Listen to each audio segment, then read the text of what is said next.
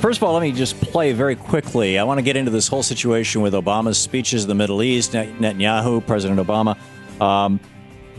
Here is President Obama is being attacked viciously by the right wing for talking about the 67 borders. Here is Obama followed by George W. Bush. Just take a quick look. We believe the borders of Israel and Palestine should be based on the 1967 lines with mutually agreed swaps. Governor Mitt Romney said President Obama has thrown Israel under the bus. Majority Leader Eric Cantor said the speech undermines our special relationship with Israel. And Mike Huckabee, President Obama has betrayed Israel. And Newt Gingrich called it disastrous. I share with these two leaders a vision of two democratic states, Israel and Palestine, living side by side in peace and security. Both of these leaders believe that the outcome is in the interest of their peoples and are determined to arrive at a negotiated solution to achieve it. The point of departure for permanent status negotiations to realize this vision seems clear. There should be an end to the occupation that began in 1967. While territory is an issue for both parties to decide, I believe that any peace agreement between them will require mutually agreed adjustments to the armistice lines of 1949 to reflect current realities and to ensure that the Palestinian state is viable and contiguous. Viable and contiguous, 1949, 1967, George W. Bush talking about it. Joel Rubin is with us. He's the Deputy Director and COO of the National Security Network. And Salam Al-Marayti, am I pronouncing that right, Salam? Yes. The president of the Muslim Public Affairs Council, MPAC. The websites, respectively, are nsnetwork.org and mpac.org. And Joel, let me ask you first, if what President Obama was doing yesterday, which he pretty much has come out and said, was just saying out loud what has been the U.S. policy for a long time, and then, in fact, George W. Bush said out loud years ago, what's the big deal?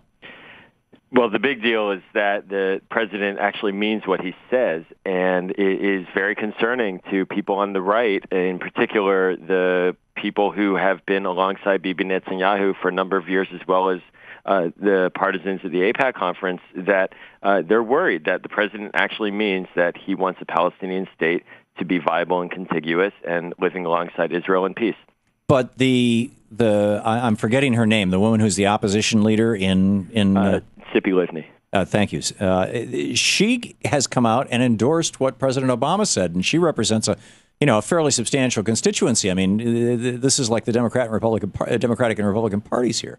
Well, that's because there's a misunderstanding here in Washington that many people seem to think that most Israelis believe that Bibi Netanyahu's vision for Israel is the one that the majority of Israelis have. That's not the case. The majority of Israelis support a two-state solution. They want to see a peace agreement with the Palestinians, and they understand that the 67 lines are a respectable starting line for negotiations. Tzipi Livni is reflecting that view. Yeah. Okay. Salam, John Zogby was on my TV program last Thursday, and I raised the issue of Hamas's holding to the right of return, which is code for basically Israel goes away and all the people who settled there from Europe and the Americas have to go back where they came from, and the Palestinians take the land back. And he said that, words to the effect of, if I understood him right, that Hamas and Fatah, for that matter, were not the new government of Palestine, that was a separate organization that might be made up of members, but that they really didn't have the final say on that. Did I understand that right? And what is the situation with regard to the Palestinians and their what is characterized in the American media as their absolute position that basically Israel doesn't have a right to exist? Well, I think just like Joel was talking about the majority of Israelis supporting a two-state solution, it's clear that the majority of Palestinians have supported a two-state solution. But what they are saying, and I am talking about people that I talk to who represent the people on the street, not representative of Hamas or Fatah or any diplomats in the of the Arab countries. What they are saying is that because of the Israeli settlements that are now, continuing to grow in the West Bank, that the door on the two-state solution is slamming shut. And now people are beginning to talk about the one-state option. In other words, Palestinians just saying, let's just become a part of one state.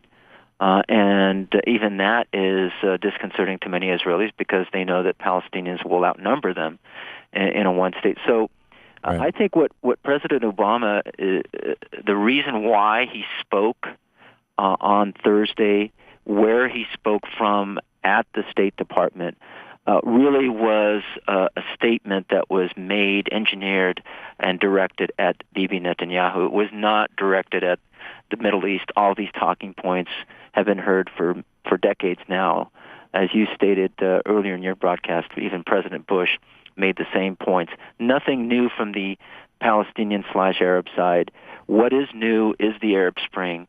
What is new is what President Obama is warning the Israeli leader Netanyahu about, that there are new realities and the United States will not become irrelevant to the new realities, and he's basically warning Netanyahu that he's going to be irrelevant if they don't get to work on a two-state solution now.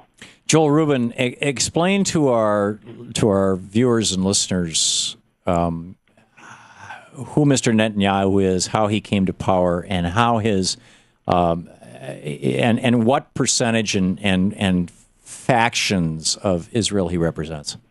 Well, Benjamin Netanyahu is a longtime Israeli politician. He comes from a very esteemed family from conservative circles in Israel. His older brother was killed in the Entebbe raid in the 70s, which is a mythic raid where Israelis who were captured by the PLO were freed.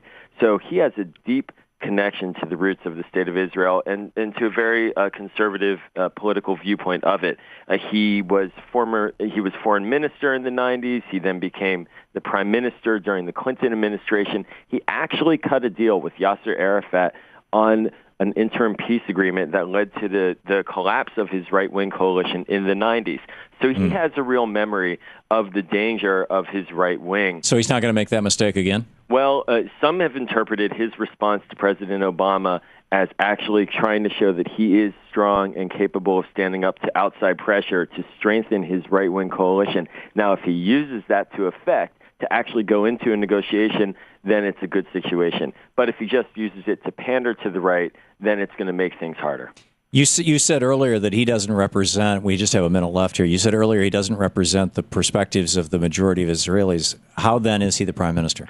Well, he does represent the government, legitimately elected. The majority of Israelis, nonetheless, do support a two-state solution. But in the system of Israel's parliament, with 20-some-odd parties, he has cobbled together a very right-leaning coalition, and he has to stick to that, in his view. Do you expect that to change any day soon? If he wants to, he could have a centrist coalition with Tzipi Livni tomorrow. It's a real question of what he views as the long-term interests of Israel. And apparently he thinks the long-term interests of Israel are not to go ahead with what Mr. Obama is talking about, but rather to keep building settlements. Over the past year or so, he has rejected settlement freezes and pandered to his right. If he continues on that line, he will go where Mr. Mariotti said, which is to marginalize Israel even further. He has to make a choice. Yeah. And what choice do you expect, Joel? I think we're in for tough days ahead. Oh, not good news. Joel Rubin, the Deputy Director and COO, National Security Network, nsnetwork.org. Salam Al-Marayti, the President of the Muslim Public Affairs Council, MPAC, mpac.org. Gentlemen, both of you, thank you so much for being with us today. Thank you. Good talking with you.